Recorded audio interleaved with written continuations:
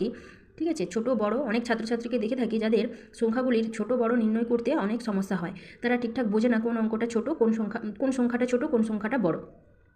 তাহলে আমরা ছোট বড় সংখ্যা নির্ণয় করার জন্য বা ছোট বড় সংখ্যাগুলোকে বোঝানোর জন্য গ্রেটার দেন চিহ্ন এবং লেস দেন চিহ্ন ব্যবহার করে থাকি। তো প্রথমে আমাদের জেনে নিতে হবে কীভাবে কোনো সংখ্যাকে আমরা ছোট বা বড় আমরা বুঝবো কী করে। তাহলে কোনো সংখ্যা ছোট বা বড় সেক্ষেত্রে নির্ণয়ের জন্য দেখো লেখা আছে অঙ্কগুলোর মানে সংখ্যাগুলোর অঙ্ককে গুণে নিতে হবে। যদি দেখো অঙ্ক সংখ্যা সমান হয় তাহলে কিন্তু আমাকে কিছু নিয়ম এখানে জেনে নিতে হবে। নিয়মগুলো এখানে দেওয়া আছে, আমি একে একে তোমাদের বলে দিচ্ছি। যেমন ধরো এখানে দু অঙ্কের সংখ্যা রয়েছে দুটো, 27 ও 16। তাহলে এখানে অঙ্ক দুটোর মধ্যে কে বড় কে ছোট কী করে বুঝবো? তাহলে এখানে দেখো 2 দশকে আছে, এখানে আছে এককের ঘরে 1, দশকের ঘরে 1 আছে, আর এখানে দশকের ঘরে 2 আছে। তাহলে আমি বলতে পারি যে দশকে 2 বড় 1 ছোট।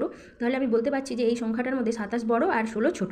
এবার 3 অঙ্কের সংখ্যার ক্ষেত্রে দেখো এখানে শতকে আছে 6 আর এখানে শতকে আছে 4। তাহলে আমি বলতে পারি 6 বড় 4 ছোট।